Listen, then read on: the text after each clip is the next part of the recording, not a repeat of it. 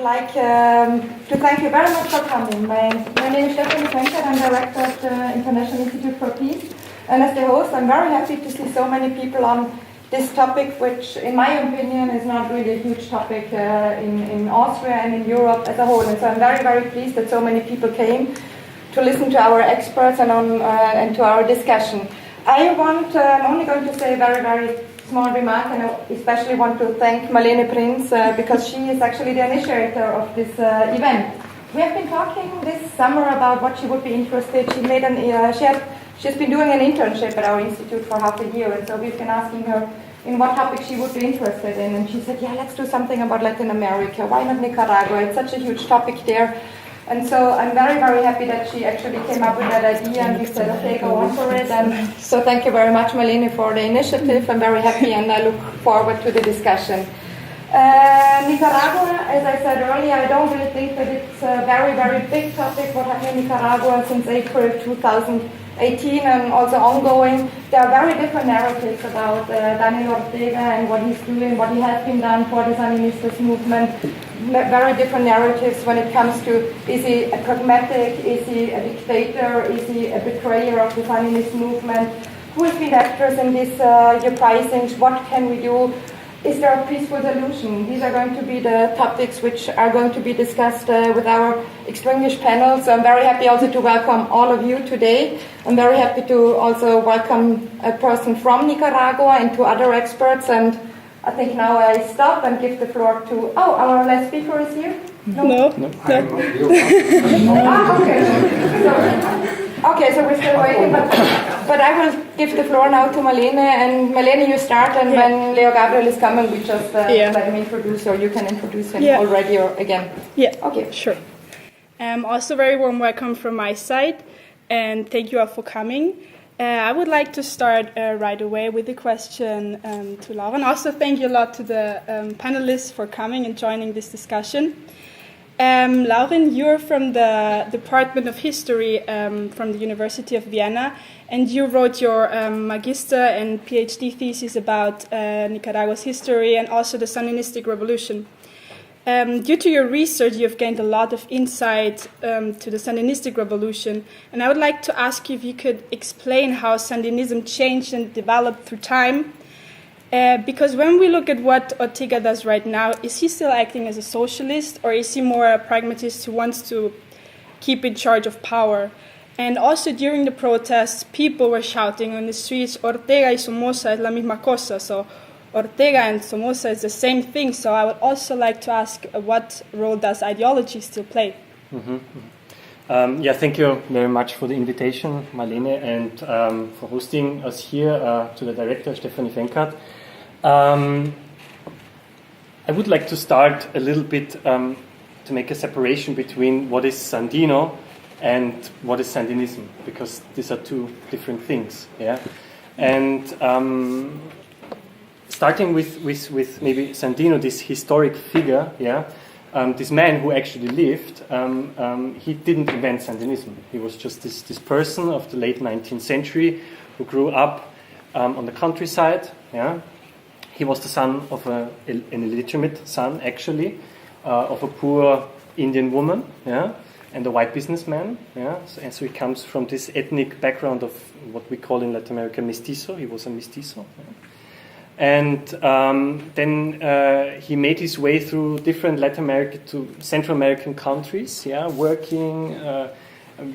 Important experience is his migration to Mexico, to post-revolutionary Mexico, where he gets in touch with different forms of syndicalism, Marxism, communism, what is circling around the globe during that time in the 1920s and the 1930s. And I will not go into now his struggle against the U.S. occupation. I think everyone knows a little bit about this history, but one of the important things is that Sandino didn't leave us an ideology, like a theoretical concept. He left letters, political manifests, a lot of interviews. Yeah, there were a lot of people from around the world interviewing him. Yeah, from Germany, United States especially. Yeah, but he didn't leave concept of Sandinism. This was elaborated afterwards, after his death. Yeah? And this is an important thing. we encounter like the most important things of Marxism, communism, some parts, modernism. He's a really modern person, during his age. But I think two important things in his thinking are still important, or were important for Sandinism, and are still important. The first thing is this national discourse about the Nicaraguan people. Yeah, the Nicaraguan people are in the center of his thinking. Yeah. He connects this with a lot of the indigenous people, with underdevelopment, self-determination, and this social revolution, what he wants to do in Nicaragua. Yeah? It is not an ideology yet. The second important person then is Carlos Fonseca. And Fonseca, in the 1970s, actually, in a way, establishes this Sandinist historiography, this Sandinist thinking, this interpretation of the Nicaraguan history. Yeah? Because until now, the Nicaraguan history was a conservative interpretation and a liberal interpretation. And was what Fonseca did in his exile. He's actually in Cuba during this time, in the 1970s, from 1970 till 1975. He's in exile because there was an uprising, and he had to go to exile. So he's in Cuba and searches for this historic figure, Sandino, and he's creating Sandinism in a way there. And then in the 1980s, Sandinism, before it was this counter-history, actually. Yeah? It became then, in the 1980s, when the Frente got to power, it became then, from counter-history, the political hegemonic discourse, actually. Yeah? It became the interpretation how to view the history in Nicaragua. Yeah? The Nicaraguans could relate to a lot of topics inside what is called Sandinism. Yeah? Underdevelopment, I would say it entre comillas, underdevelopment, but especially self-determination, the anti-imperialist struggle, which is strong in all Central American countries.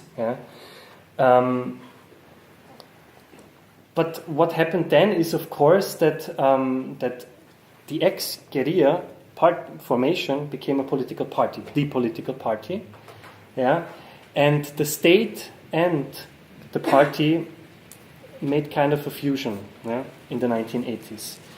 With good reasons, with good outcomes, with bad outcomes. We can discuss it a little bit. And in the 1990s, there was, of course, this break. The revolution is the first important break in contemporary history of Nicaragua, and then I would say the 1990s. Yeah, it's not directly the election, but it's the aftermath. Yeah, because of course the Sandinist party had to do three things. Yeah, it had to organize internally in a new manner. Yeah, to change a little bit their discourse, and then of course to get into this role as an opposition party. Yeah, and I think the 1990s are this important moment, and especially if we look now what is happening to Sandinism right now, because in the 1990s, I think the basis for what we're experiencing now are like they lie the basis. Yeah? In 1994, there was this Congress of the Sandinist Party where they actually decided where the party should go, and there were two fractions. Yeah? One was the fraction around Ortega, Tomás Borja, and the other one was around Sergio Ramirez, Dora Maria Teles, a lot of intellectuals, Ernesto Cardenal. And the first section, the Ortegas or Borja, they wanted to continue with this image of the Frente as the vanguard party, as the party who leads the Nicaraguan people, which was totally established in the 1980s. The Frente was the vanguard and was the party who framed everything. And the people followed the vanguard. And Ortega and Borja and his group kind of kept this image and kept this strategy. And the other fraction, Ramirez, Dora Maria Teles, Cardenal, they wanted to open actually this this dialogue between the society and between the different political actors, like establishing this consensus, because this was a big deal.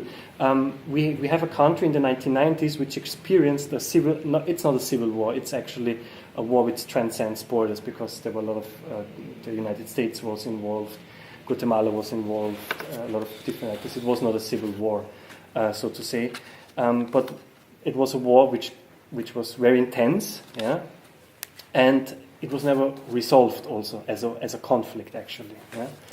And in the 1990s then, Ramirez and this group really want to start this national dialogue, but they cannot, yeah? Because the Ortega group is winning, yeah?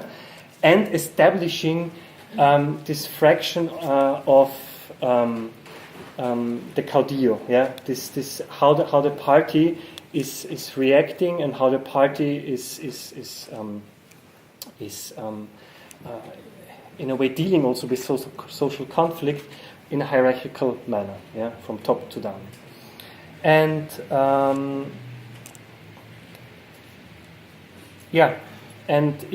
during this time period of the opposition, the party makes strategic arrangements in the 1990s until 2006 with other different actors of the Nicaraguan society, the church, or the lawyer, the business people, yeah, the private sector, yeah, and the Frente is actually, as a party, never, it is not out of the power during the whole time period. Yeah, it's always there. Yeah, also during the elections, the Frente never went down for more than 40%. They always gained more or less 40% at the elections. Yeah, which is a lot actually for a former revolutionary party.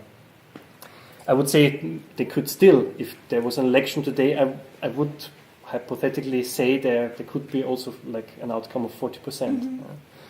Mm-hmm. It could be.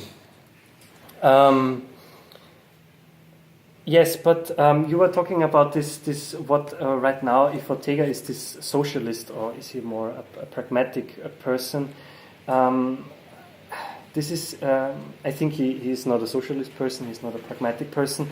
He is a person who really grabs onto power right now. Yeah? He definitely wants to be in power, but I think he is in this powerful position because for a long time, and a colleague of mine, a US American historian, said that recently, Jeffrey Gold, who said any attack on the Sandinist movement or on the Sandinist party until recently was an attack against the revolution.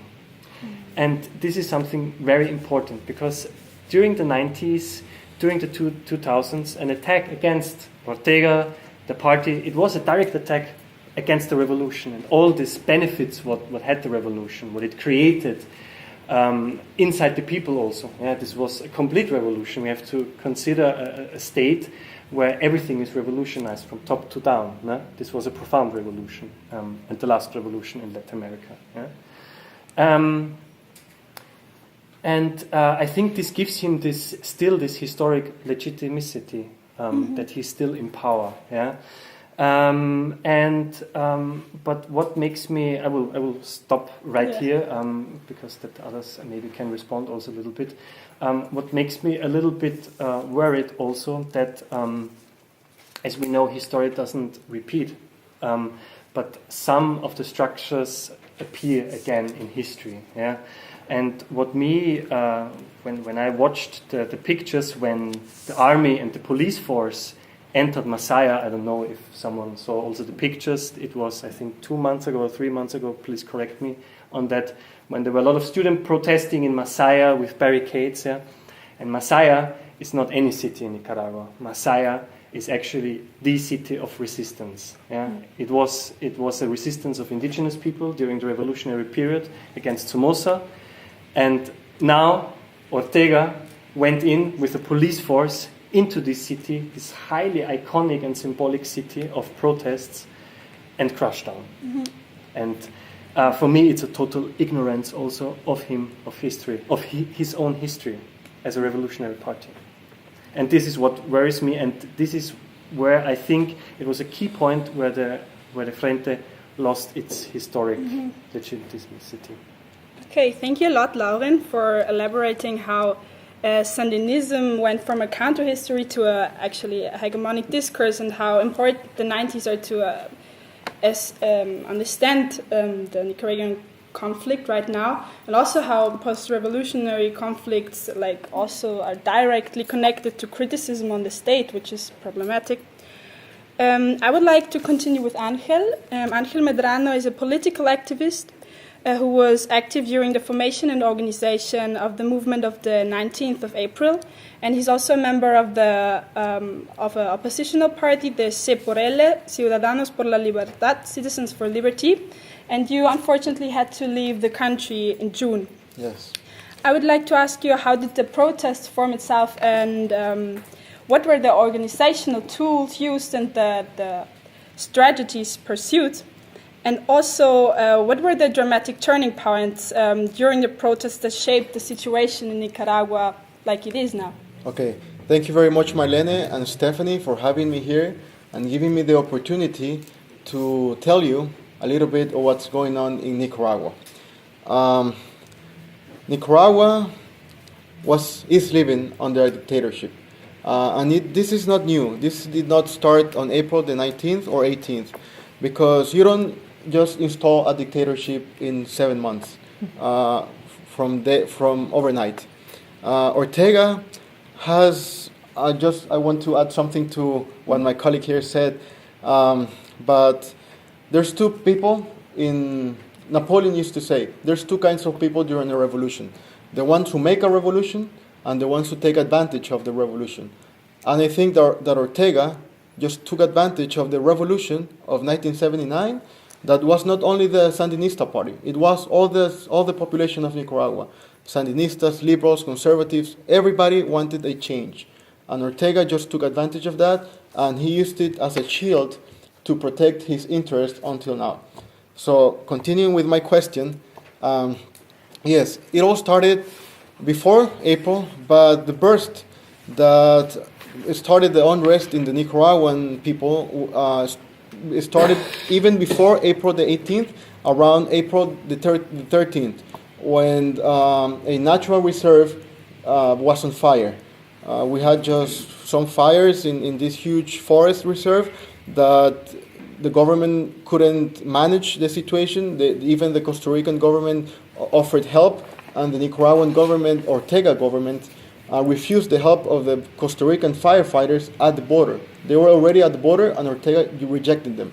So this mobilized the students and young people all across Nicaragua protesting against the government response of this catastrophe.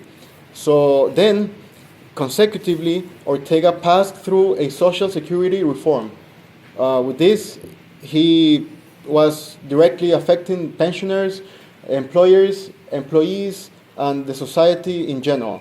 And this was a problem of the Social Security that we had for the last 5 years. A great deficit that was caused on this institution by the mismanagement of the funds by the Ortega administration. And we have enough and sufficient evidence to prove that. So these reforms mobilized the people, mobilized all sectors of the population of Nicaragua, the farmers, the private sector, which was really important. Until that point, the private sector had been working, or at least had a consensus style of working with the Ortega administration. And until this point, to the Social Security reform and the response of the government to this protest made the private sector turn to the other side of the aisle, to the other side on the street. And this was very important for the protest to gain the magnitude that it gained. And it also, some people call it a revolution. That is another revolution. I like to call it that it's a peaceful revolution, because we're trying to overthrow a dictatorship without weapons, without arms. And this would be the first time that we would do that in Nicaragua without having to fall into a civil war, because there has been violence. We have had violence in Nicaragua. We had more than 500 people killed. We have thousands of injured, people who lost their eyes, some people lost a limb, and some people even there, we have also hundreds of disappeared, and hundreds, more than 600 of political prisoners in Nicaragua. All of these figures are denied by the government, but we have the backing and the reports of independent organizations, for human rights organizations like Amnesty International, the UN, the OAS, and different human rights independent organizations prove that there's around 350, the lower number, and up to 500, according to some other organizations. So when the people started marching, it was, at the beginning there was like 5,000, 10,000 in different parts of Nicaragua, but as the days passed, the demands of the people started widening from just to back down on the social security reform to demanding liberty, freedom, and free elections. And this led for hundreds of thousands of people to mobilize all across the country. The farmers and some people from some parts of the organized society of Nicaragua started doing roadblocks, which paralyzed international trade through land trade of Central America. And this technique was used by the farmers mainly, and some people in the Pacific region of Nicaragua too. The mobilization of these hundreds of thousands of people on the streets, Nicaraguans demanding just elections and liberty and democracy, forced Ortega to ask the Catholic Church to mediate into a dialogue, a national dialogue. Ortega had rejected to sit down into any dialogue table until that moment. And that was because we had the country paralyzed. Nothing moved in Nicaragua. We had, for 2 months, nothing moved because Nicaraguans were not willing to work and to continue life as normal, with hundreds of people being killed every day. Or maybe not hundreds every day, but dozens every day. And in the lapse of 3 months, 500 people died. Just for protesting peacefully on the streets, asking for freedom. So the government used a mixed tactic of repression. At the beginning, they used tear gas, rubber bullets, like in normal riots, police operations. But then they started using lethal weapons. And weapons that are only used by the army of Nicaragua. So there's another question. How do these weapons of high caliber rifles, sniper rifles, machine guns, even grenade launchers, fall into the hands of the paramilitaries? So when Ortega called to the dialogue mediated by the Catholic Church, he only appeared once, only the first time, showing no intentions, no political willingness to negotiate. He just came to gain time. And we have enough evidence that proves that he didn't come to the dialogue table with the intentions to negotiate, to mediate. And he used this time to form the paramilitary forces. The paramilitary forces are made of retirees from the army, retirees from the police, and Sandinistas sympathizers. I should say Orteguista sympathizers, because Sandinistas and Orteguistas are not the same thing. And to back what my friend here said, it's true that the Sandinistas have changed a lot through time. And what we see now in power with Ortega and Rosario Murillo, his wife, who is vice president, is not Sandinistas, it's Orteguista. So when he formed the paramilitaries, he trained them, he gave them weapons, he started dismounting the tranques, which are the roadblocks, through fire and blood, leaving dozens of people killed, and also attacking the protests in order to avoid people or discouraging people from marching. Because, for example, one of the most iconic or most important protest marches that we had was on Mother's Day, May the 30th. We had almost 20 people killed during that march, and that we had snipers on the roofs. Ortega's police force put snipers on the roof of the National Baseball Stadium, shooting at protesters. Mothers lost their sons one mother lost her son on her arms during this day, on the protest of the Mother's Day. There were children, there were elders, every kinds of people were in this march. And the Orteguistas police force, they didn't hesitate to use lethal weapons. 90% of the people killed during this protest were with shots to the head, the neck, and the chest.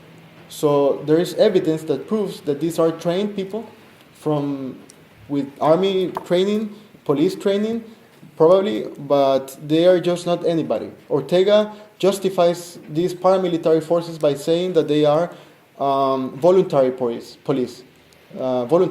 and this is completely illegal in the first term. It's not constitutional to give voluntary police weapons and to allow them to shoot and kill Nicaraguans. Not only that, it's not true, because we have proven that some of these paramilitaries are working with the police, the army, and some of them are even Cubans. We don't have confirmed reports of Cuban presence, but we know that Cubans train Nicaraguan police forces. And there is also a parallel in Venezuela that Venezuela does have evidence of Cuban interference in their security services. So, following the dismantling of the protests and the tranques by Ortega with the paramilitaries and the police forces working together, we then have the next step of the repression. Ortega started following and prosecuting political leaders, even the ones present at the dialogue, at the national dialogue, like Medardo Mairena. Medardo Mairena is one of the most prominent political prisoners right now. He was the leader of the campesinos. The campesinos are the farmers, of the ones who organized when the canal, maybe some of you listened or heard something about the canal, the Great Canal. It was just another lie of the Ortega regime. He just feeds his followers with lies so they can hope that something better is coming, but it's just his populist rhetoric. Like, okay, so I'm not going to talk about the canal, but the campesinos were organized from the canal, and they started.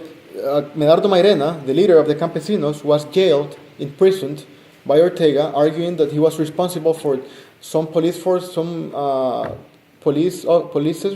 officers in the region of Rio San Juan, Nicaragua.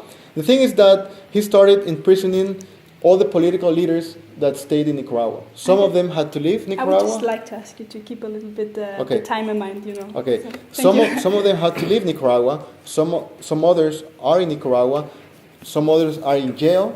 And now he's going for the media. He's another stage of repression. He's attempting to shut down some of the independent media that we still have, some of the independent channels and newslet that we still have, and he's threatening to imprison one of the most prominent figures of journalism in Nicaragua, who just recently won an international award of free press in South America, in Argentina, Miguel Mora from 100% Noticia. And just yesterday, also Ortega has increased his pressure and his attacks on the Catholic Church, arguing that the Catholic Church has aligned with the golpistas. Ortega's rhetoric is that it was a failed coup d'etat, that we organized a coup d'etat and that the Catholic Church was behind it. And he calls us golpistas. So, and yesterday, a Russian woman attacked a Catholic priest in Managua with acid. It was an acid attack on a Catholic priest who was confessing in church. So this shows I'm not trying to say that Ortega is directly involved in this attack, but we know there's a pattern.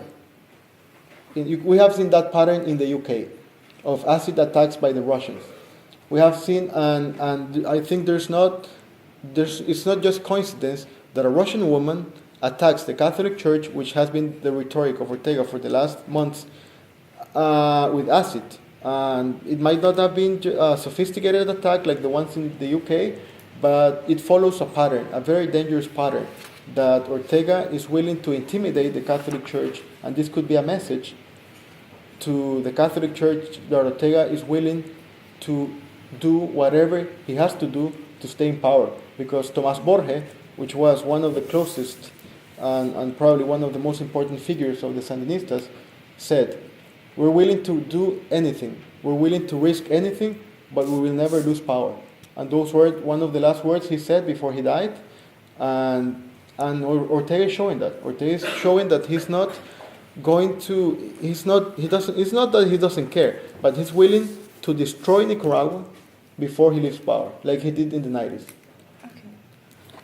Okay, thank you, Angel, a lot for your very intensive answer. Also discussing how the critique of reforms led to like concrete demands, and also how you elaborated about the usage of roadblocks and also weapons, and also the role of voluntary police. So I would paramilitaries.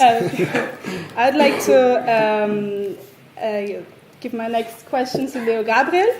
You share a long history with Nicaragua. You have been there the first time in 1972 due to your profession as a journalist, and from 1978 until 1996 you lived there and worked for a news agency. As you recently visited Nicaragua, you had the chance to have a conversation with Daniel Ortega himself, and I would like to know, how does the other side perceive this conflict? Because during such a conflict, demonizing the other side takes away the opportunity for dialogue. So one is asking oneself, what is the reasoning of the other side? And how do Sandinistas or Daniel Ortega himself perceive this conflict and the situation right now? Thank you very much for the invitation. Sorry to have been late for a couple of minutes because traffic is a little bit more active here than in Nicaragua, where there is already starting a shortage of gasoline, by the way. When I listen to especially the speaker before me, I can confirm nearly everything. Perhaps one or other figures are doubtful, but this is a true image of reality as I saw it especially in May. I was in May and June in Nicaragua. But there is a strange thing happening, that if you talk to the other side, they are also depicting an image which you can say is somehow also correct with their subjective vision, and the cut goes through nearly every family in Nicaragua. I wouldn't say that it is a majority who is still with Ortega, but it's a considerable amount. When I asked this question to Daniel, and I said, well, I heard that 20% with you, and he said all of a sudden, 23%. So this is the one side. There is the other side, and there is a side which are so hurt by the events that they don't want to do anything anymore, and people are less and less. When I was here now about 3 weeks ago, I saw that people are very, very careful in talking. So it is difficult to get a clear image, and I will try to get you the image of the other side, of the side of the government, but please don't take it that I identify with this image. I want only to get the structure, which reminds me a little bit.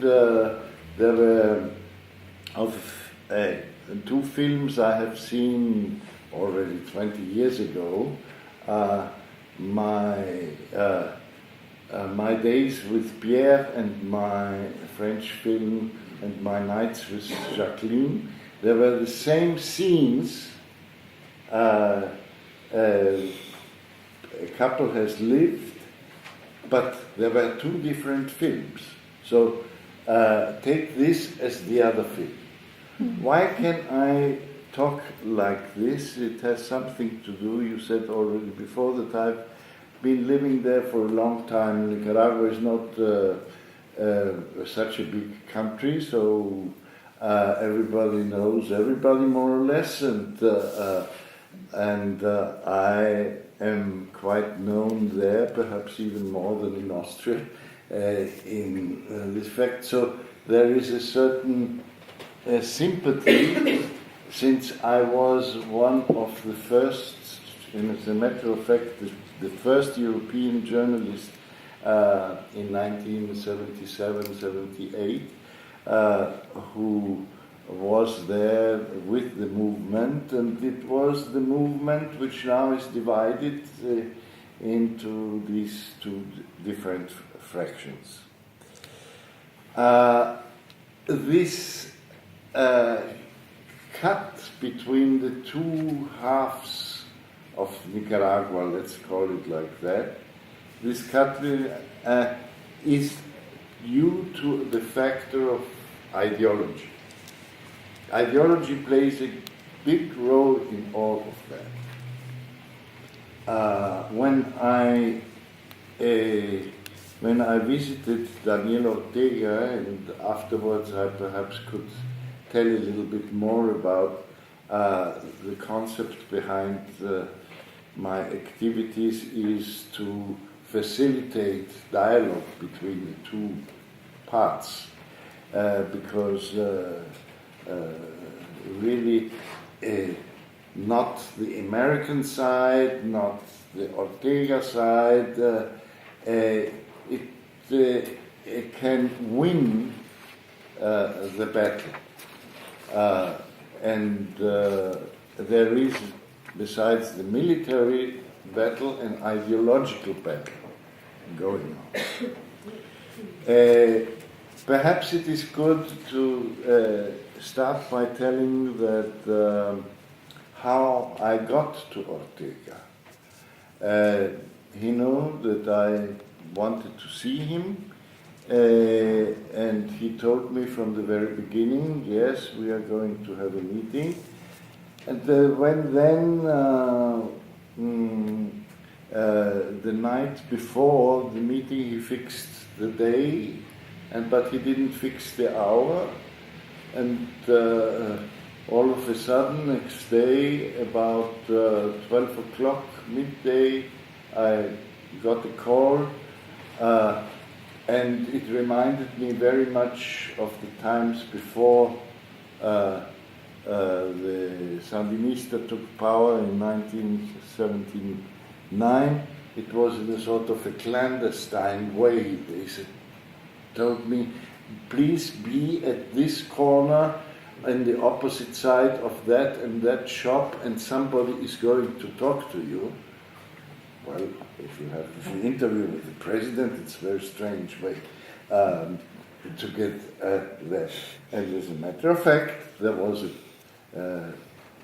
somebody with a certain hat, and he pulled me into the corner of a street where then two policemen with motorcycles were in this Barrio del Carmen, because you have to know it's not like Somoza's bunker. It's a whole barrio which is controlled by the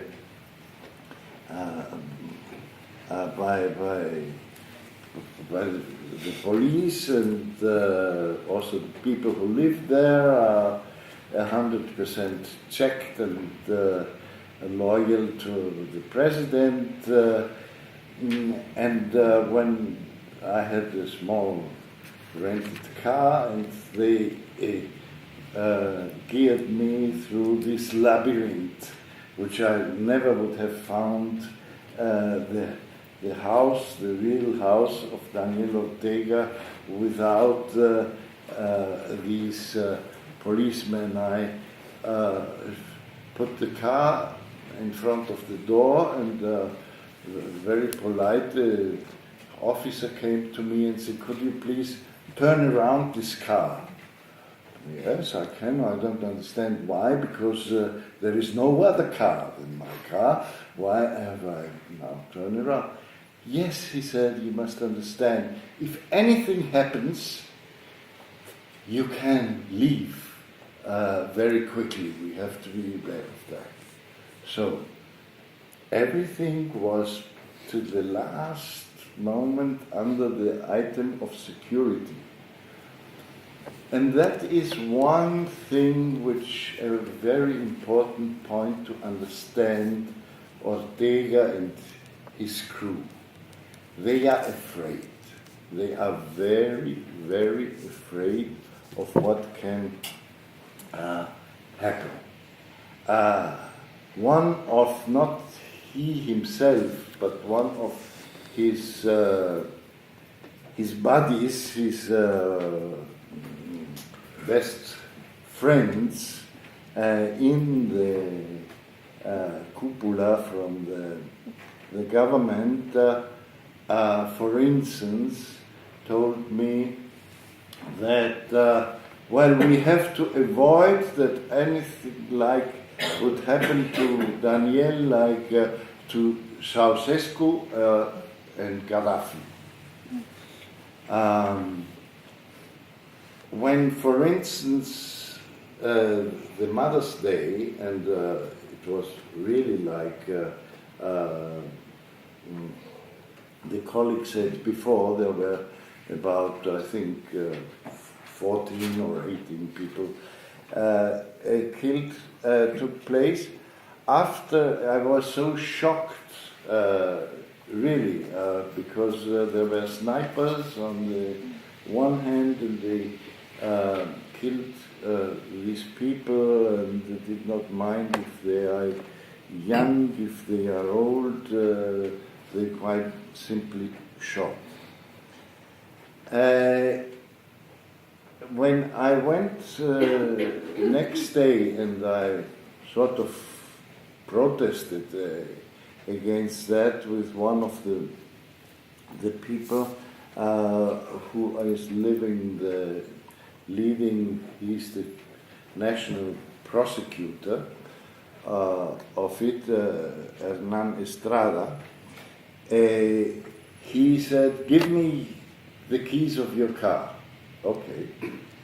And he drove me through the different places where the shooting has happened.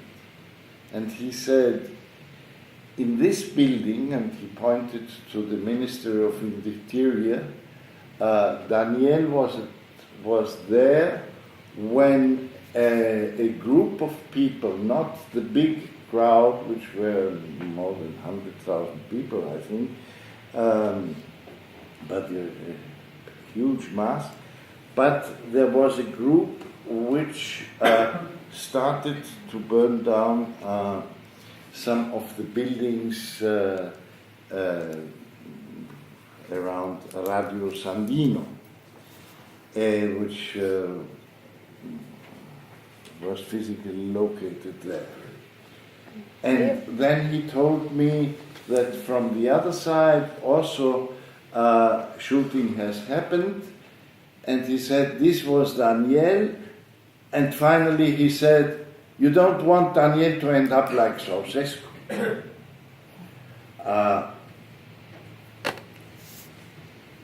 I make a little jump to a literary, to a book. They just reminded for a mini jump. Yeah, okay. Thank you. A novel which you should read, is now very known in Nicaragua, El Preso 198, Prisoner 198. This was Daniel Ortega during 8 years being in prison. He was in prison before. And he analyzes the whole personality of Daniel Ortega, of somebody being caught and surrounded by invisible walls. And that made him tell, and I will be short now, the following version.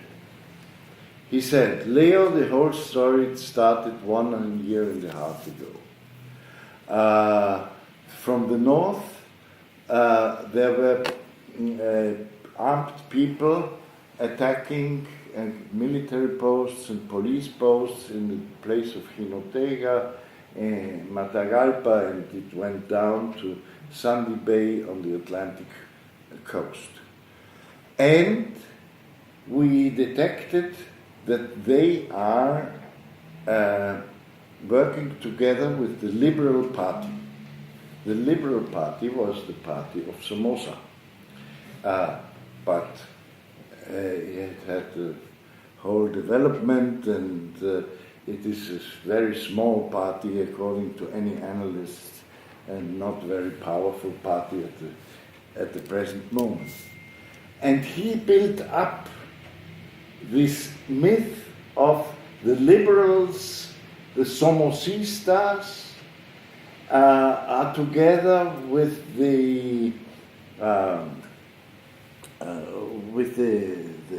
drug dealers who are heavily armed, and that is the reason why we had to counter this intent of a coup. And I said, well, but there are peasant leaders like MARLENE, also we know since several years. And he said to me, like if he would be sure that nobody is listening, I tell you what, Leo, MARLENE is also from the Liberal Party.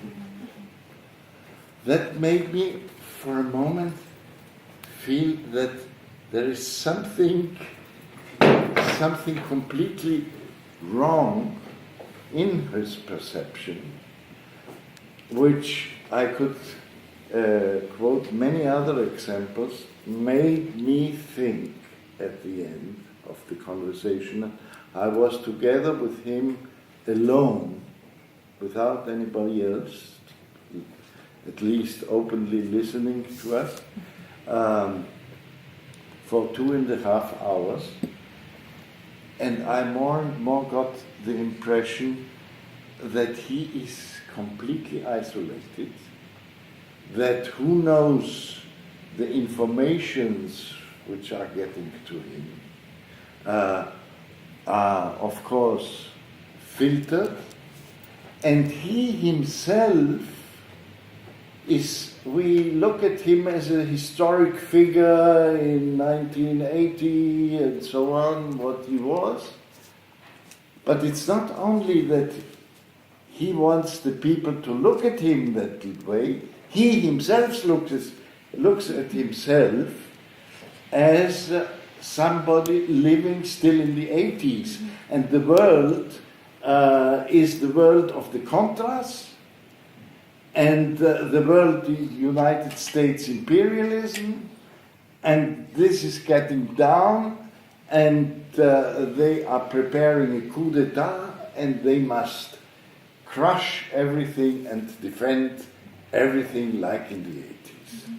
So that is a last sentence. That is the sort of a self-fulfilling prophecy, which is in the head of the leadership, where power, and that is the real problem of him, is concentrated so much that nobody else can correct this vision of the world. Okay, thank you a lot for this very detailed insight, and for also elaborating what role security plays for Ortega and who he sees or perceives as his enemy. The next question is for TERESA GRUBER. You're a part of the organization SOS-Nicaragua, Austria, and you did your master degree in human rights at the university at Vienna, and you lived in Nicaragua until 2009. When we are looking at the human rights situation in Nicaragua, organizations like Amnesty International have reported several human rights violations. I want to ask, how do international organizations like this contribute to a peaceful solution in this region? And as they were banished by the government, one can also question oneself, what is the actual relevance and impact of these organizations if the government simply banishes them and doesn't take the results into account? Mm-hmm. Well, thank you very much for this question. I do ask myself this all the time. I might add that it's not only Amnesty International who had these reports, it was also the Inter-American Commission of Human Rights and the Office of the High Commissioner of Human Rights. So we have a group of human rights experts that were carrying on fact-finding missions in Nicaragua and providing evidence on what was happening. The purpose of these reports is not really convincing Ortega of doing otherwise. We've seen how he's in his setting. We know he has been an authoritarian leader for 10 years or 11 years right now. So I would like to see what the purposes of these reports are. And for me, it's two. First one is increasing the visibility of the human rights violations in Nicaragua for the international community. Nicaraguans have been experiencing them themselves, so they know what has been happening. And the second one is of these reports is being a tool to mobilize people outside of Nicaragua. If we go to the first purpose of these reports, for us Nicaraguans, it's very tough to see what's happening, but it's in the global context. I'm afraid that the human rights crisis in Nicaragua isn't as relevant for the international community as we would like to have it. We have human rights crises and humanitarian crises much closer geographically and politically to Europe. So these reports are very important to, even though Nicaragua is not that close, to at least make the situation visible to the international community. And they just don't make it visible like the media would do it. They have actual fact-finding missions. They're going with expert teams having proven methods to gather evidence. And this is one of the tools that can be used to activate the international community. These are very broad reports. To be honest, I didn't go in detail through all of it, but I tried to summarize key elements of all these, the different reports of these three organizations. And the first is that human rights violations happen everywhere, but these reports could prove that these human rights violations were systematic and that they were deliberate. So there is an actual strategy of human rights violations to repress the people in Nicaragua. The second one is that there is a clear state responsibility proven of these human rights violations. Amnesty International report could prove this, that it was the police forces or it was these mobs, these turbas, acting together with the police or acting with total impunity. Another very relevant issue that these reports are showing is also of the different forces here. They have shown that most of the protests were peaceful protests. So we're not talking about a conflict. We're talking about systematic state repression against civil population. And as I think all of you have already mentioned, that these human rights violations did not start on the 18th of April this year. They have been part of erosion of human rights in Nicaragua for the last 11 years. They have been part of an erosion of all democratic institutions we've had in the country. And going back to the role of these reports in a more practical way is that they might serve as a way of protection. The first Amnesty International report highlighted certain important cases of human rights defenders or political prisoners. So these reports give a face to the crisis in Nicaragua. It's not possible to hide numbers of any number of assassinated students or number of disappeared people, but we have actual people that are affected here. And these reports can be used to protect some of the human rights defenders in danger. The Inter-American Commission does it by the precautionary measures, or they can be used for diplomatic missions or other states to apply quiet diplomacy to try to negotiate the release of certain political prisoners. all of this is not making Ortega try to negotiate a peaceful solution to it. So this leads me to the second purpose, which is the tool. It's an advocacy tool for us as Nicaraguans outside of Nicaragua, for the international community, for human rights groups, to advocate for the international community to do something. By gathering all this information, they're giving us a tool where we can go to the states where we are living or where we hold a second nationality and demand that they do something. So the Nicaraguan issue becomes a domestic issue for these states. And this pushes them to act beyond these non-binding declarations and this triad of diplomatic pressure. And right now we are a very crucial part of this because Ortega has made it, to be honest, to introduce a phase of normalization where he has a very targeted repression against political opposition. And he has regained the power after the trancas were destroyed, and now everything is, perhaps the streets are safer for normal people. And secondly, the Nicaraguan people is not willing to take up arms. I think there's a truly peaceful movement here, and Nicaraguan people don't want any conflict. So we are here just sitting and waiting, with Ortega having the power again, people not wanting to escalate the situation. Therefore, the only way to force Ortega out of this comfort zone he is right now, again, he's scared, but he's again a bit more stabilized, is to push him into a dialogue, which is necessary to actually have a peaceful solution. And to be honest, I think in the case of Ortega, if he has still this mindset that he believes in all this and he's taken onto power, is the economic pressure against him.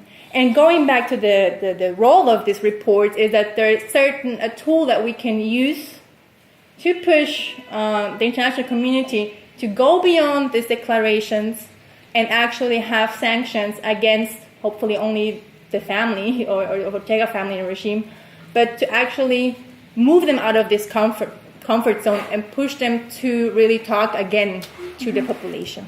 Okay, thank you a lot. For the second question round, I would like to ask my panelists to be really briefly, as I would like to also have some questions from the audience. So I will be a little bit more harsh this time. The next question is again for Angel. I want to ask you, as you were before your politic work, you had a carpentry. How do you say? Small business, yeah, with wood goods, yes, and construction. And I wanted to ask you, how did the conflict affect Nicaragua's economic situation and its economic alliances, and also how did it affect the citizens in terms of migration? I would like to know, are there many people fleeing because they're afraid of their well-being or because they do not see any perspective economic-wise?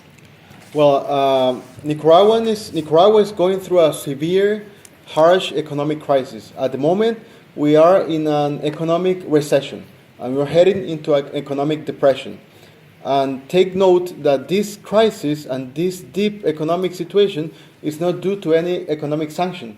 So when later on, when I'm going to ask you, the European community, to talk with your governments, or if you're able to apply some kind of pressure for economic sanctions on Nicaragua, you have the fact that this deep economic crisis is not due to any sanction, because the U.S. government just approved sanctions last week, and they're not even they have not been approved or signed by Donald Trump. So we came to this economic situation because of the repression of the regime, because of the violence, because the confidence of investors is by the floor, like we say in Nicaragua. So the IMF forecasts a 9% drop in the GDP growth of Nicaragua. We were going to grow around 4.5%, and now the economy is going to shrink by the end of 2018 by around 4%. Then also some analysts, some economic analysts forecast that next year, if the situation doesn't change, and Ortega doesn't sit down with the opposition to negotiate, the situation could, of course, is going to be worse. And some people predict that it could be a 20% shrinking reduction of our GDP, like in 1979. So this is serious numbers we're talking about. This is, of course, going to fuel a migrant crisis for our neighbors. The worst affected neighbor is Costa Rica, which has taken more than 60,000 refugees because of the humanitarian crisis. And this year, this next coming year, 2019, this figure is, of course, going to increase, but it's not going to be only the humanitarian refugees. It's going to be economic refugees seeking for job opportunities, because the Nicaraguan economy is practically paralyzed, and not only paralyzed, but shrinking. We also have some other figures, like 250,000 jobs were lost during this crisis, and in a good year, a good economic year in Nicaragua, there's about 50,000 jobs produced. And in these 7 months, we lost 250,000. So we're talking about we took a step back to 5 years of economic jobs creation. And not only that, construction and tourism are two of the worst affected industries. Tourism is, in some parts, in the worst times of the crisis, paralyzed by 80%. Reserves in hotels and restaurants were down by 80%. Right now, the situation has improved a little bit, as she was saying, that TERESA, that there's some sense of normalization, but not the normalization that we might think, but there is at least a sense of peace, of not peace, but normality. But it's a tense normality, because this situation will escalate and can escalate at any time. But I'll go to that later. So the economic situation in Nicaragua, as I was telling you, will fuel a migrant crisis that will affect Costa Rica even more. We have a few thousand refugees or people looking for political asylum in the US, and some hundreds too in Spain and other parts of Europe. The business sector and the private sector and international analysts following the economic situation in Nicaragua have had it very clear that there cannot be an economic solution if there is not a political solution, because the problem is not economic. The Nicaraguan industry, the international theater in the economy was not the one that caused this problem. It was the internal political crisis of Nicaragua. So we cannot go back to the normal growth of the economy if we don't find a political solution. And at the end, I just want to emphasize that the international community doesn't have many cards to play. There's not many options. We are on brink of a civil war in Nicaragua, because there's many factors that can lead to that. And as he said, there are some armed groups in Nicaragua, and there's organization in Costa Rica. There's some people that have financing from some other people to organize groups for an armed conflict. And we want to avoid that. We want to do everything possible to avoid an armed conflict. So one of the options, one of the cards that is on the table are economic sanctions. Nobody likes economic sanctions. It harms the Nicaraguan people, but it harms the government too. And we have to sacrifice our economy. Is better than sacrifice blood. I think that's a nice way to finish. And Laurin, the next question for you is that in literature it says, like again, some going back to the Frente Sandinista Liberación Nacional, in the literature it says that the FSLN, one of the good things was that they ended the dictatorship of Somoza and they initiated social reforms. They also gave the country constitution and empowered the citizens. I would like to ask you, would you agree, or what do you think were the mistakes made during that time that led to conflicts the country has to face now? As I said before, I think there were a lot of good things happening during the revolution, and of course you cannot do everything the way you wanted or the way you planned it.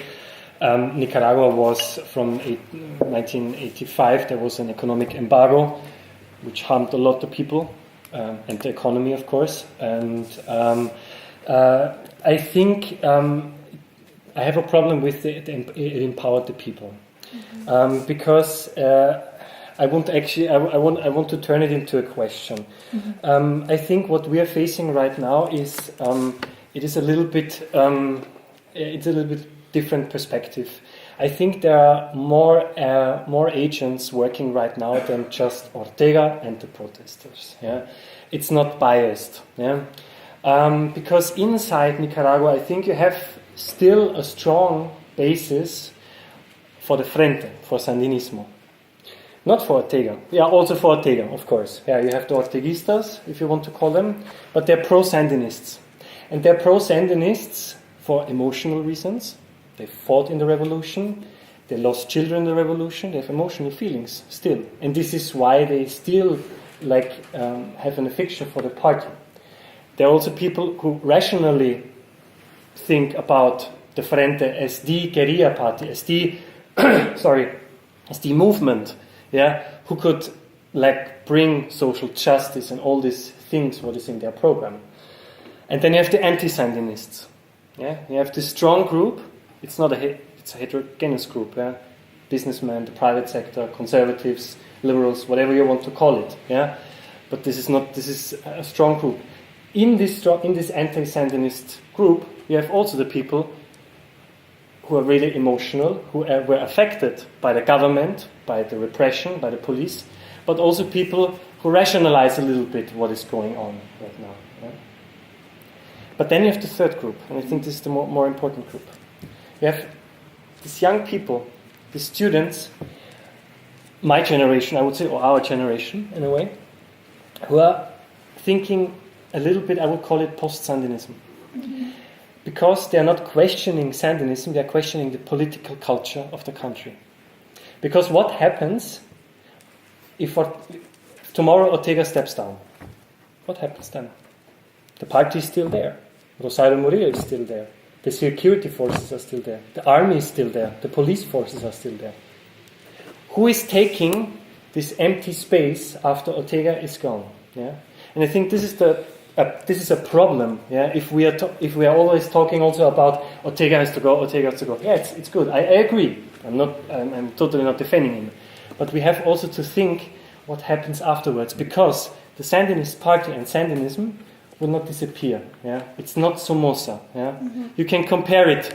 Yeah, but you cannot say it's happening again. The same with Somoza, because there was no Somocismo. Yeah? Somocismo was not an ideology. Somocismo was a system of corruption, of torture, but it was also a system which functioned during a lot of time period. Yeah? And historians are working also on why actually Somocismo worked this long period. We are talking about 40 years of a so-called dictatorship.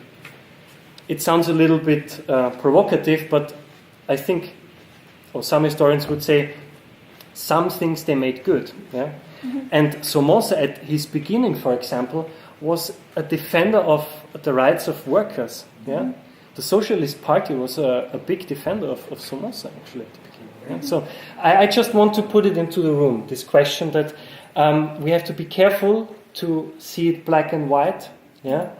And I think especially the young people, they do not want that this political culture, yeah, is again, if Ortega goes, then comes the neoliberals, again we have neoliberal adjustments, yeah, and it works like in the 90s, you know. And I think this is also the fear of a lot of people who are actually protesting in the street, that history repeats then in the other way. Yeah. Thank you a lot. I think also this point of questioning the political culture is really, really interesting. On also the crucial question, if Ortega leaves, what is coming afterwards? But I'm going to shift the next question for Teresa a little bit on because as right now there are the 16 days of activism against gender-based violence, and concerning this matter, I would like to ask you how the situation for political haunted people in Nicaragua is, especially for women. Perhaps just as a link also towards what you just say, Lauren, and I'm glad that you mentioned it as this post-Sandinista, and that we have a bigger agenda than just getting rid of this authoritarian leader. Mm-hmm. It just reminds me that this didn't start on the 18th of April. I cannot highlight this enough because I came here in 2009 and I experienced Ortega's violence in 2008 already. So it's not new. It has been evolving. It has been right now professionalizing itself. It has evolved. But quick review of the last 11 years from a perspective of women's rights and human rights at all. In the first year of Ortega, he started persecuting women.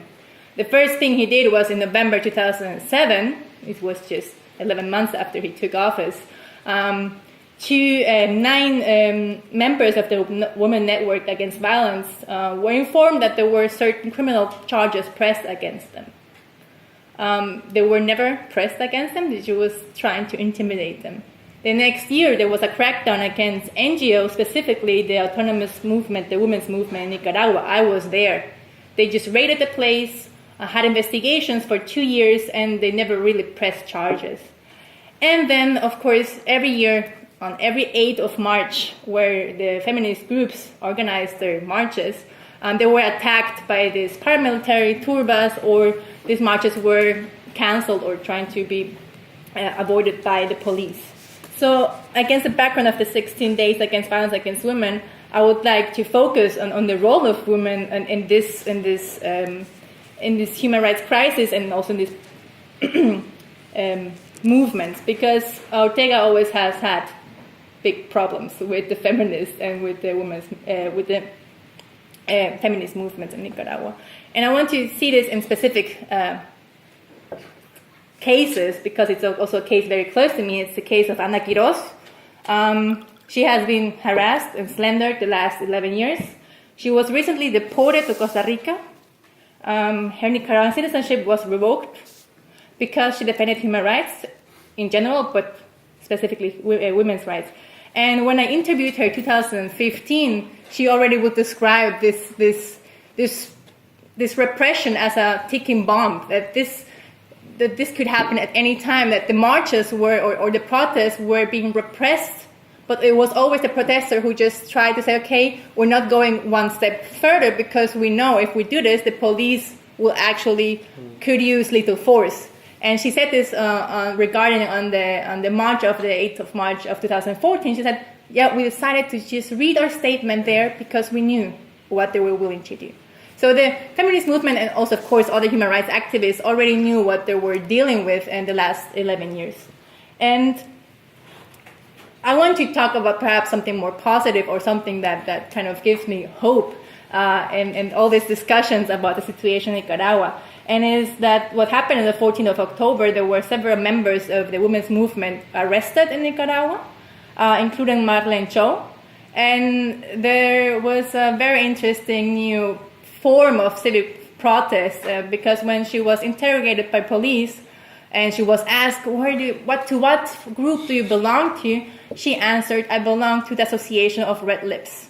She just made fun of the police and said, okay, I'm going to show these red lips as a form of protest against this regime. And it became kind of viral in Nicaragua, outside of Nicaragua. Even men in Nicaragua, which you wouldn't expect, were having red lips during a couple of days. And this gives me a bit of an illusion. It shows that there's a truly peaceful movement in Nicaragua, people trying to protest the Ortega regime in a peaceful manner. These feminist leaders were released, but this wasn't the fate of many women in Nicaragua. Currently, there are about 40 to 50 female political prisoners. So they're a minority if we're considering that we're having currently about 600 of them, but they're particularly vulnerable. If we're talking about these 40, 60 persons, like women, around 20 of them are from the city, from Managua. We have about 10 who are mothers, single mothers, most of them. And we have also 3 transsexual women who are being held in a male prison. So going back to this particular vulnerability of women is, as female, they are much more exposed to the risk of sexual violence in prison. There have been reports of rape in prison in Nicaragua, and of course different form of ill treatment, like many female political prisoners have been forced to do squats naked while being held in prison. And there is also a very tragic case of Elsa Valle, who just lost her baby after ill inhuman treatment in prison. So you see that there is a very precarious condition of course, overall women in prison in Nicaragua, overall prisoners in Nicaragua, but specifically affecting women. Prisoners in general are being denied medical treatment in Nicaragua. They're not getting the food their families are bringing to them, and we have enough evidence of torture. Ortega has released a lot of political prisoners after they were in Chipote.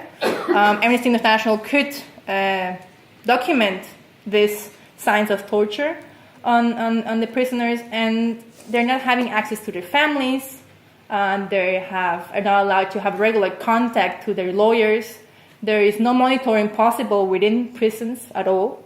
And political prisoners, we're talking about dialogue and trying to find a peaceful solution, are definitely a bargain for Ortega. He's keeping his most important political prisoners until he's pushed to a dialogue table. Medardo, Mairena, he will stay quite a lot. So it's definitely a bargain for him, and he's keeping over 600 people. And going back to the role of female political prisoners, it is important not to see them only as this particularly vulnerable group or this group who has been victim of Ortega, but it is important to highlight that they have a very important role when we're talking about peace negotiations or a dialogue. We know for a fact that there is enough evidence, suggestion that women's participation in kind of peace processes make peace longer and more resilient, and therefore more sustainable. So it will be a big mistake not to actively include women or these political leaders, feminist leaders, into any negotiation that the international community might push to, because we will be making the same errors as we did it in the past, in the peace process in the 90s, that in my opinion never really actually happened. But I would like to really use this opportunity to stress the importance of having an active role of women in these peace negotiations. Thank you, Teresa. Also, thank you for mentioning the Pico Rojo, the Red Lips movement, which also adds a little bit of optimism. And my final question, as the title of the event says, is Finding a Peaceful Solution. I would like to ask you, Leo, what might be a peaceful approach for a solution in this conflict, and also why did the dialogue fail already twice? Who was led by the Catholic Church? And how can the dialogue be reconstructed? Which actors should be included, and overall, who should be in charge of leading this? The question is which kind of dialogue? Which kind of dialogue, which format, or how it should be? Who should be included? Exactly. Yeah. And I think we have to learn. In the past dialogue, which was a sort of a representation of, on the one hand, a variety of sectors which were represented on the opposition side, like the COSEP, the private industry, private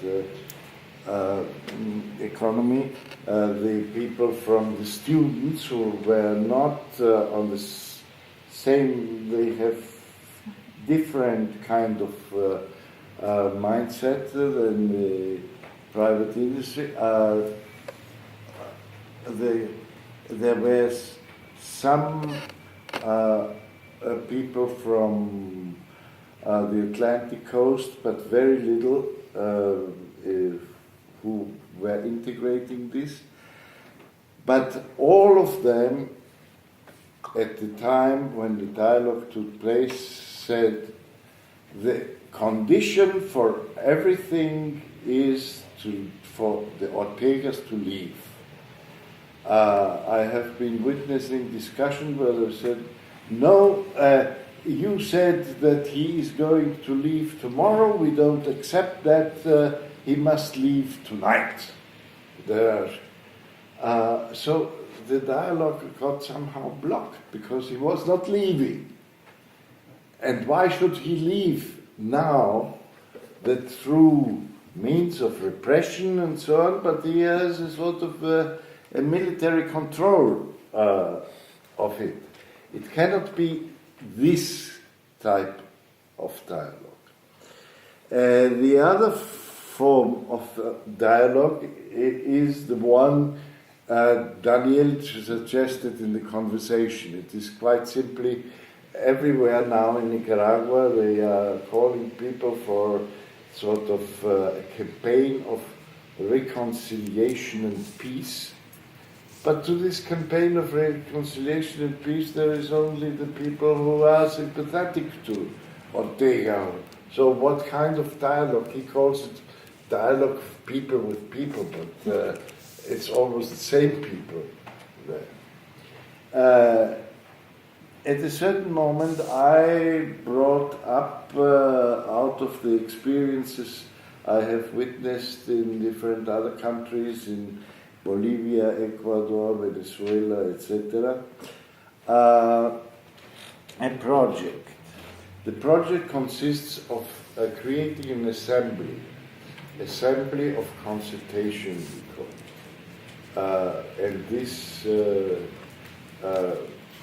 assembly should obey more or less the same rules as a constitutional assembly. That's to say, there would be delegates from each sector of society: student sector, academic sector, peasant sector, indigenous sector, private ownership sector, and so on and so on. Altogether, about 250 to 350 delegates. These are not the rulers of the country, they are just there in order to fix the rule of the game according to two issues, which I think everybody agrees upon. It is justice and democracy. How to reconstruct this society in a way where justice can prevail and where democracy can prevail.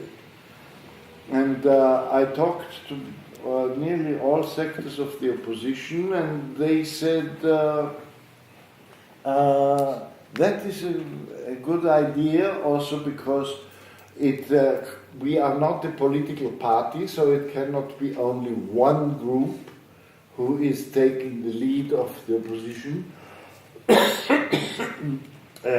We need to represent the whole variety of sectors. And on the other side, it would have the advantage that not only Ortega or the Minister of Foreign Affairs, like puts him forward all the time as a bloc, as a line, but there are different currents also within this society.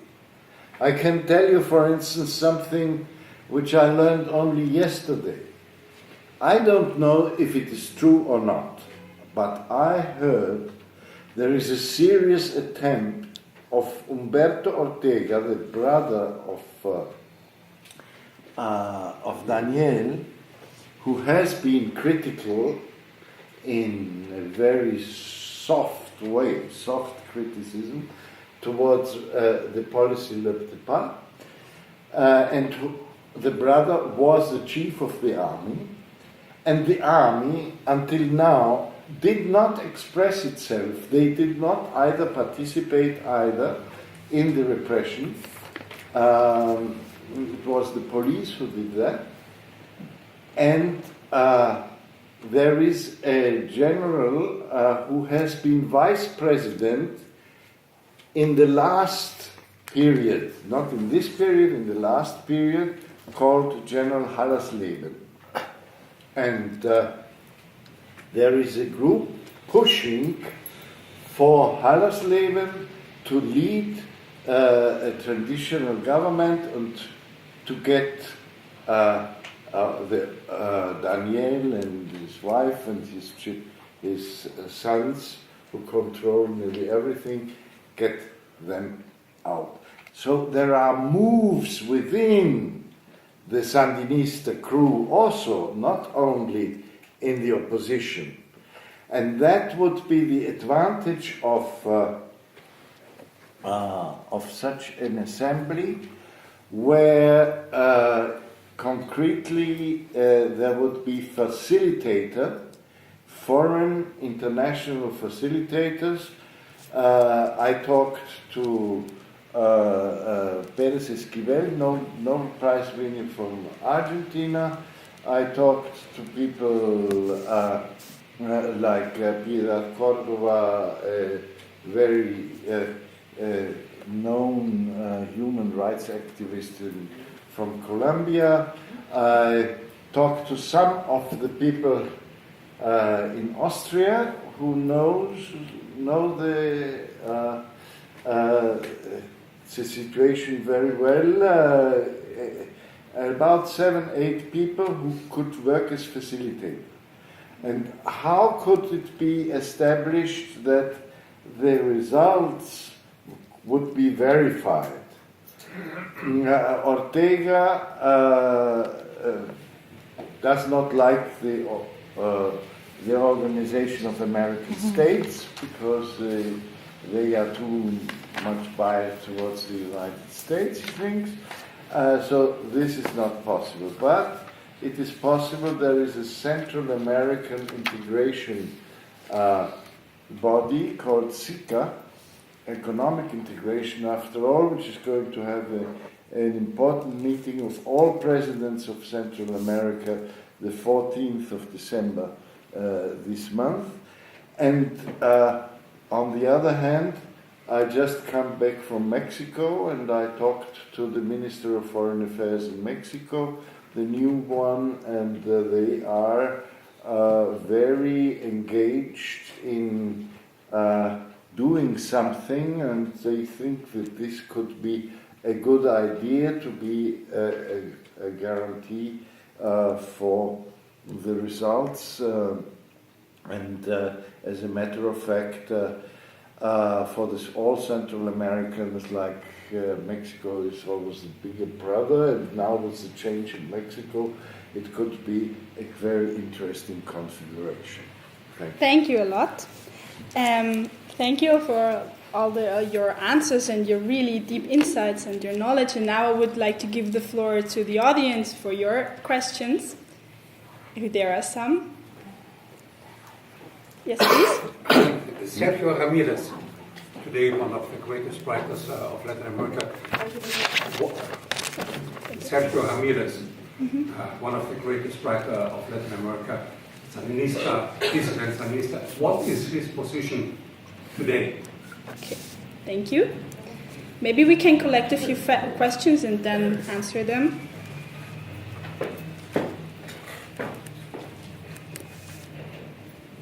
Yes, what did spark these protests? What was the motive because of these protests? Yeah. The motive of the protests? The Gründe of the protest. Okay. The motive of the protest. Yeah. Why did it start? Yeah.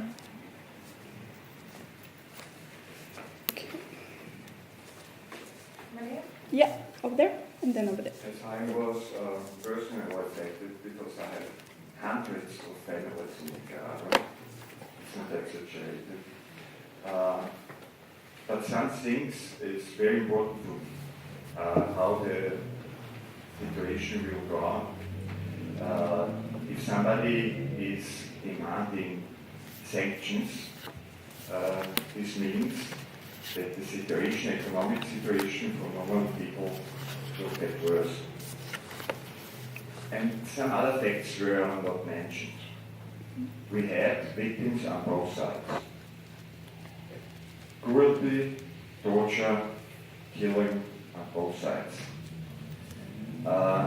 It also wasn't mentioned that in the last 11th year, the situation, social situation, improved for the poor people. Nicaragua has got the GPR increase most high in the region. Poverty decrease was the highest in whole Latin America. And you know, a lot of houses were built for the poor people. The attention on hospitals is without charge. You know, schools were without charge. There was also not mentioned that the leaders of that you call peaceful movement, it was not peaceful from the beginning. I'm not apologizing anything what the regime had done, yes? But we have to see both sides. Yeah. You didn't mention, and you also didn't mention that a lot of the leaders are related to the far right-wing groups in the United States. Okay. Thank you. And over there was a question. For your speech, my name is TERESA. I'm an Iranian human rights defender. I want to say as Iranian who face several problems in my own country, and also we have about 40 years of dictatorship, I cannot recommend economic sanction because I can see how my people, they are suffering with poverty right now, and workers, labor, they have a lot of problems and no one can be voice of them, and also they have several suppression by state, economically and internationally.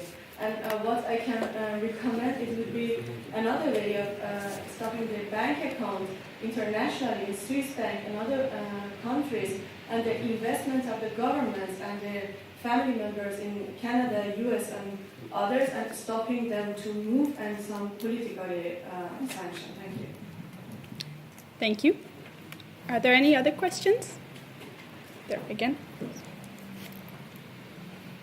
Yes, my question is mainly to Anthony. I always wonder if, I know that right now this is maybe not a question for the people in Nicaragua, but I always wonder if the movement, they have kind of an idea what is going to happen if one day Ortega is out of power, and if there is a clear picture, or if there is even a discussion about what Nicaragua should look like if we manage to get rid of Ortega. Okay, thank you a lot. Maybe we can do one round where you all answer to the sections that were asked, and also if you want to react to the statements already said. So we have the questions about Sergio Ramirez and his position, also the motive of the protest, which I think we already covered, but we can again discuss it, and like the real relevance or results of economic sanctions, and the big question, what is there if Ortega is gone? So maybe we can start with Angeles. One of the questions was directly addressed to you. The first question. Sergio Ramirez is a dissident Sandinista. He's against Ortega. He's been very vocal against it. He just recently won the Premio Cervantes, which is like the Nobel Literature Prize in Spanish language. And he used this opportunity to talk what's going on in Nicaragua, and he positioned himself on the blue and white side. We call ourselves the blue and white, the opposition. In blue and white you have different political organizations, you have intellectuals, you have the private sectors, the peasants, the students, and we identify ourselves as the blue and white. So Sergio Ramirez, I could say that he is against Ortega, on the blue and white side. And the second question, the spark of the protests. What sparked the protests was the social security reform that Ortega passed. And he even backed down on the social security reform weeks later. But then the protests escalated into wider issues like democracy, liberty, freedom, and ultimately early elections. So it was the social security reform, but we have a series of previous events such as the Indio Maíz Natural Reserve fire. It was a forest fire that destroyed thousands of acres of forest, which was the precedent of the mobilization of the students that when the Social Security reform came, the students were already on the streets on April the 18th. The third question is about, yes, the violence on both sides. Yes, it's true. There was violence on both sides. Some of the people in Masaya, in the tranques, the roadblocks, were armed, but we have to say that 90% of the casualties were on the blue and white side, and 10% of the casualties were on the Sandinista side. There were some police officers killed, that's true, from some extremist groups, but these extremist groups are a minority. There's a small group, and they were mainly in Masaya and in some tranques, in some roadblocks. And these people managed to get access to some fire weapons, to some colonels and ex-army officers that are on the blue and white side, and they organized to defend the roadblocks and to defend the protesters. And these groups are the ones that, as Mr. Leo said, for example, in the Mother's Day protest, this group tried to, the march ended in the UCA, in the University of Central American University, and one small group tried to go a little bit further, and this was seen as a provocation, and then the government replied with lethal weapons. So there are some small groups that are violent, it's true, but as Teresa says, most or the majority of this blue and white movement is pacific, is peaceful. We don't want war, we don't want conflict, we don't want any more violence. And it's true that violence has been seen on both sides, but this is an important fact to remember, that 90% of the casualties are on one side, which is a big minority, that the Sandinistas, I would have to argue, wouldn't get to 40% at this moment, not even 20%, as Mr. Leo said, 23%. And you have to see that the 20% provoked 90% of the casualties. And the 80% of the population took 90% of the casualties. So, and you can see that there's no one single police officer in jail for one single killed or injured. So there's no justice in Nicaragua. And the other question is on the economic sanctions. And yes, it is true, economic sanctions have proven to be ineffective in some parts of the world, in Iran, in North Korea, in other countries. But in Russia, we also see that economic sanctions have not worked, but have pushed these regimes to at least come closer to a negotiation. And I would be gladly open and to any other suggestions on sanctions or political actions for Nicaragua that cannot be economic sanctions. And these economic sanctions, it's not just economic sanctions as a whole for the whole country. We have to target the individuals and the organizations close to Ortega and try to avoid damaging or hurting the Nicaraguan population. For example, the U.S. government, through Donald Trump, signed an executive order directly from the president sanctioning the vice president and one of the political one person very close to Ortega who managed to be the link between the political Sandinista party and the paramilitaries. So these are specific sanctions on specific individuals, and these are also economic sanctions because these people can no longer trade or do businesses with American institutions. And the last question, really fast, what is after Ortega? Democracy. Democracy is not perfect. Democracy has many issues. Democracy is imperfect, I have to say, but at least in a free arena, we elect what we want. And the main harm that Ortega did to Nicaragua was undermine democracy. Because if we would have have democracy, we would have changed Ortega 10 years ago or 8 years ago. So it's democracy. Thank you. Lauren, would you like to add something to the question? I would just add something to this economic sanction thing. I'm also not a big fan of that. Actually, I do not. I think it would damage much more the people there. As it didn't work in the 80s by then also. It just facilitated the conflict more. Yeah, I think it would also create globally a kind of. You mentioned Russia, for example. I think it would create also. I'm not a political scientist. I'm a historian, but I would say it would globally affect.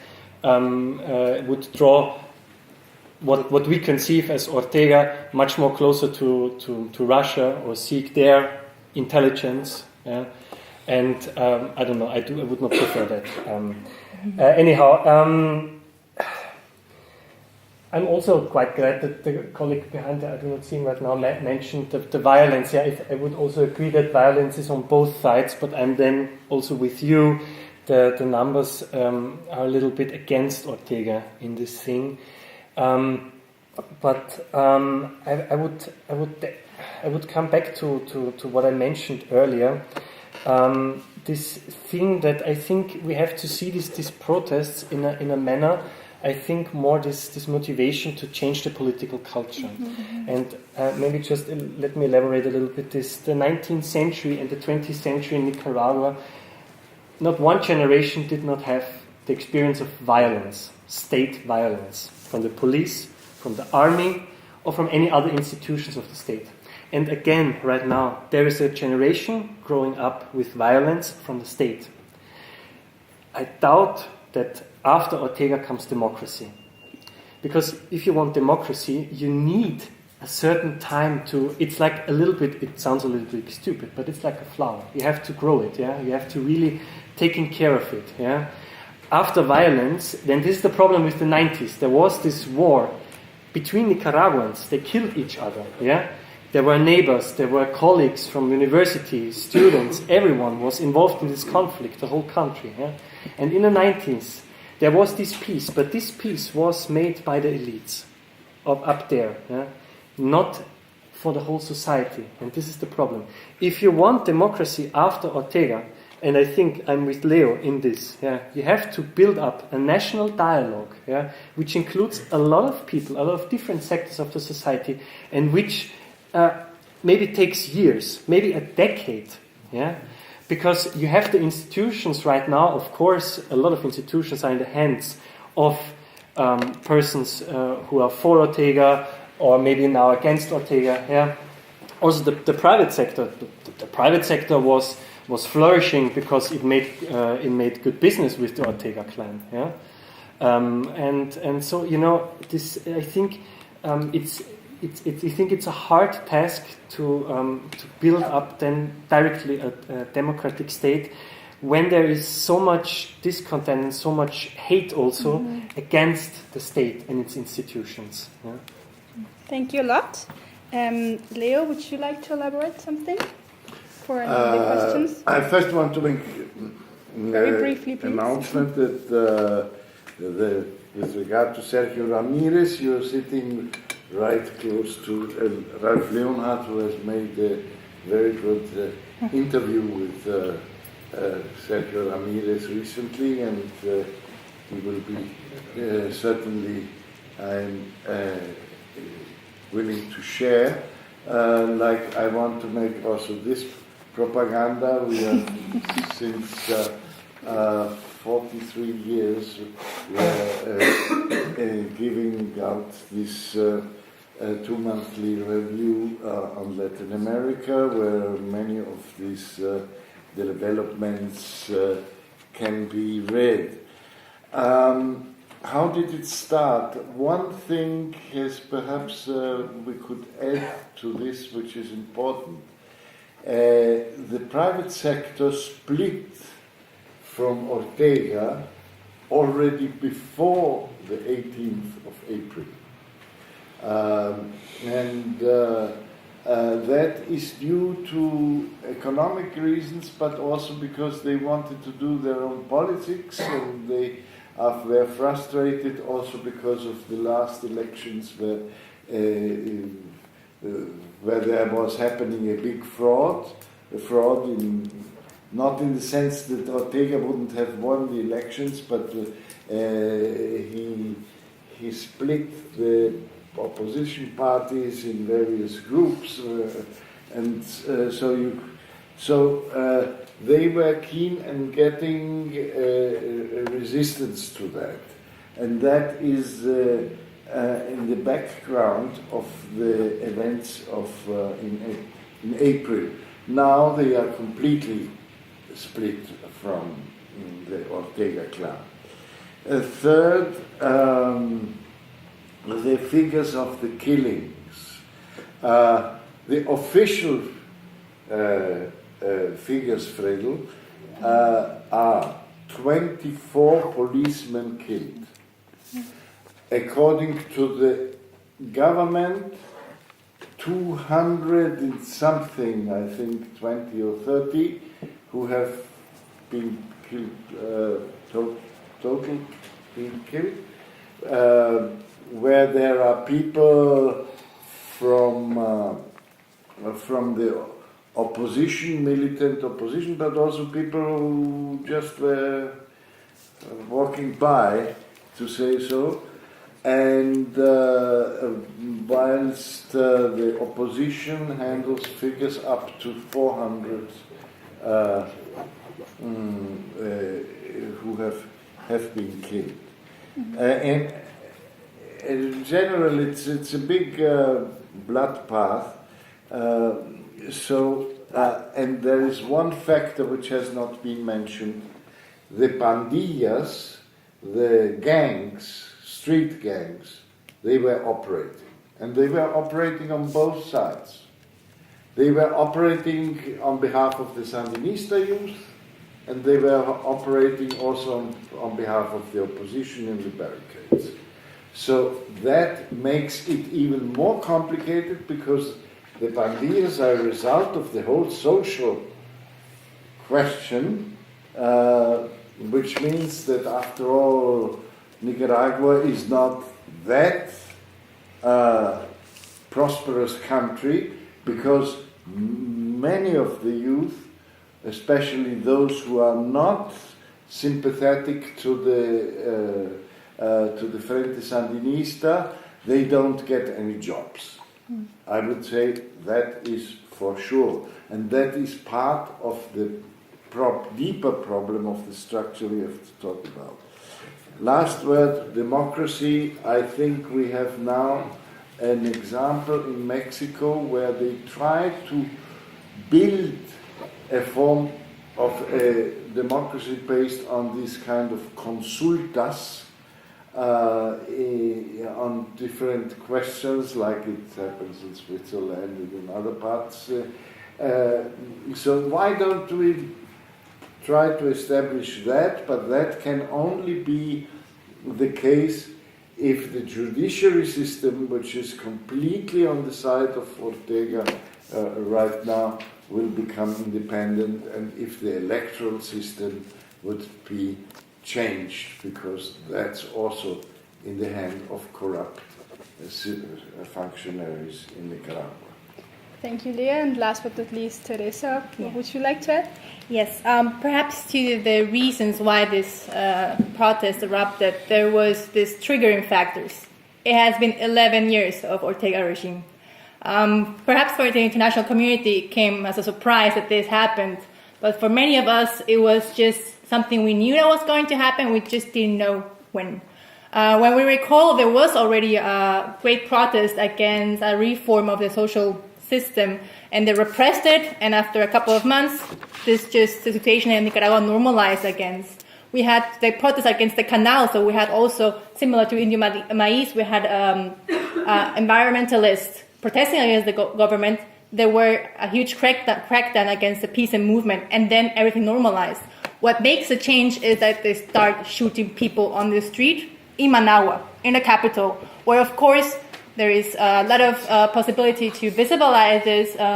There have been killings in other parts of rural Nicaragua, but they don't. It is a sad truth, but it's not people living in Managua. It's not people from the perhaps middle class, upper class. It's not students. It's peasants who have been killed in the last couple of years. So this gives a relevance to it, and why this actually triggers it. Thank you for your question, Alfred. Also, on regarding the economic pressure also on Nicaraguan families. we all have families in Nicaragua. My family is in the countryside. They're also having this hardship right now. And it's important to see who is responsible. It is the state who is responsible to respect human rights, to protect these rights, and to fulfill these rights. It is the state who took the decision for the next budget to decrease expenditure in health, education, and increase expenditure for policing. It is the state. This was not the international community. And it is the state who has the force, the police force, it has the weapons, it has the control. So it's very difficult for me to see that you try to put the responsibility or the burden of finding a solution against towards civil society. I think it's tragic that also policemen have been killed. This also instigates more hatred and distrust within Nicaraguan society. And as you mentioned, Lauren, it's kind of these open wounds that still are there for our last generation. There are similar wounds right now happening in our generation that are very difficult to heal. And yeah, economic sanctions, you just mentioned it, nobody likes them. Perhaps when I was talking about economic pressure, I was definitely referring to individual pressure on members of the family of the Ortega regime, like they did with Rosario Murillo. Hopefully not against the state, because this would have also direct impact into the economy of the country. But I've been talking to a lot of people in Nicaragua as well, and there is also a huge level of frustration. There's different attempts of dialogue. The fact that there is this phase of normalization where people are, again, as in the past, are like, okay, we're losing the energy to continue fighting. We don't have the means. We are afraid of an armed conflict. We don't want to. We want to continue peaceful protests, but we're not going forward. So it perhaps needs this threat, at least of real threat of economic sanctions. And I refrain from mentioning sanctions of the United States on purpose due to this, because I also have a very bitter, sour feeling about these sanctions. But hopefully there is the rest of the international community, and I'm hoping that there can be individual sanctions against specific persons who have committed human rights violations, also from the European Union. We know that next week Nicaragua is on the agenda of the European Council, so perhaps something happens there. Thank you a lot, Teresa. And Leo just whispered to me you want to say three little things. No, just one remarks.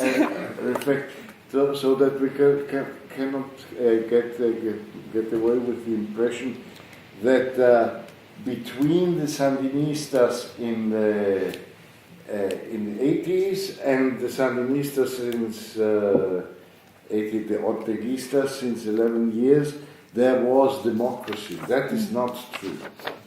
There were people like Arnoldo Alemán, who is one of the most corrupt politicians, who had made several frauds to get where he was, and the clan society and the business society, they are in an oligarchic structure, and perhaps it is this oligarchic structure which, like a virus, infected also the Ortega finally, and so we have to really find new ways of democracy, and it would be far too easy to say, let's give now the power to the private ownership right opposition.